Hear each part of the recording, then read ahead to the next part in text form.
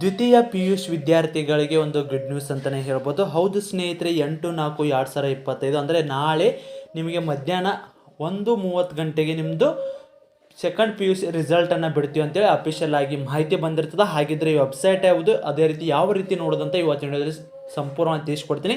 ವಿಡಿಯೋನ ಸ್ಕಿಪ್ ಮಾಡದೆ ಕೊನೆಯವರೆಗೆ ನೋಡಿ. ಸ್ನೇಹಿತರೆ, ನೀವು ಇಲ್ಲಿ ನೋಡ್ಬೋದು, ಕರ್ನಾಟಕ ಶಾಲಾ ಪರೀಕ್ಷಾ ಮೌಲ್ಯಮಾಪನ ನಿರ್ಣಯ ಮಂಡಳಿಯಿಂದ ಬಂದ ಅಫಿಷಿಯಲ್ ಆದ ಮಾಹಿತಿಯಾಗಿರ್ತದೆ.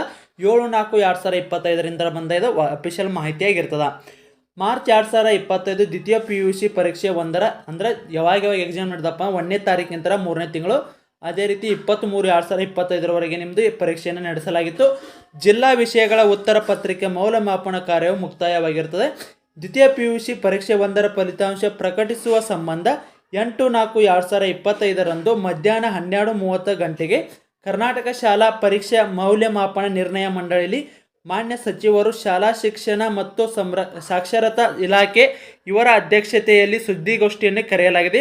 ಫಲಿತಾಂಶವನ್ನು ಇಲ್ಲಿ ನೋಡಿ ಸ್ನೇಹಿತರೆ, KERResults.nic.in ನಂತರ ಇಲ್ಲಿ ನೀವು ಈ ಜಾಲತಾಣದಲ್ಲಿ ದಿನಾಂಕ 8/4/2025 ಮಧ್ಯಾಹ್ನ 1:30 ನಂತರ ನೀವು ರಿಸಲ್ಟನ್ನು ಚೆಕ್ ಮಾಡ್ಬೋದು ಅಂತೇಳಿ ಅಫಿಷಿಯಲ್ ಆಗಿ ಬಂದ ಮಾಹಿತಿ ಆಗಿರ್ತದೆ. ನಿಮ್ಮದು ದ್ವಿತೀಯ PUC ರಿಸಲ್ಟ್ ಎಲ್ಲಿ ಅನೌನ್ಸ್ ಆಗುತ್ತಪ್ಪ ಅಂದ್ರೆ ಇದನ್ನು ಬರೆದು ಇಟ್ಕೊಂಡ್ಬಿಡ್ರಿ. KERResults.nic.in ಇದನ್ನು ಗೂಗಲಲ್ಲಿ ಸರ್ಚ್ ಮಾಡಿದ ನಂತರ ಅದು ಅಫಿಷಿಯಲ್ ಆಗಿ ಪೇಜ್ ಬರ್ತದೆ. ಅದನ್ನು ಕ್ಲಿಕ್ ಮಾಡಿದ ನಂತರ ಅಲ್ಲಿ ನಿಮ್ಮದು ಹಾಲ್ ಟಿಕೆಟ್ ನಂಬರು ಮತ್ತು ಅದ್ರ ಜೊತೆಗೆ ನಿಮ್ಮದು ಏನು ನೀವು ಡೇಟ್ ಆಫ್ ಬರ್ತ್ ಇರುತ್ತಲ್ಲ ವಿದ್ಯಾರ್ಥಿದು, ವಿದ್ಯಾರ್ಥಿದ ಡೇಟ್ ಆಫ್ ಬರ್ತನ್ನು ಹಾಕಿದ್ರೆ ಅಂದರೆ ನಿಮ್ಮದು ಅಫಿಷಿಯಲ್ ಆಗಿ ಏನಿದೆಯಲ್ಲ ರಿಸಲ್ಟ್ ಕೂಡ ಬರ್ತದೆ.